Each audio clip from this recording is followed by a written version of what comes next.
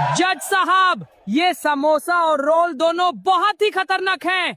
ये लोगों में बीमारी पैदा करते हैं। इनको जेल में डाल दिया जाए। समोसा और रोल, क्या तुम अपनी सफाई में कुछ कहना? जज साहब, मैं मासूम हूँ। ये रोल लोगों को बीमार करता है। मुझे छोड़ दिया जाए।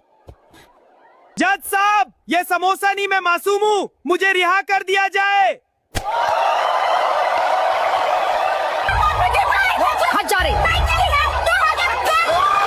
Order, order.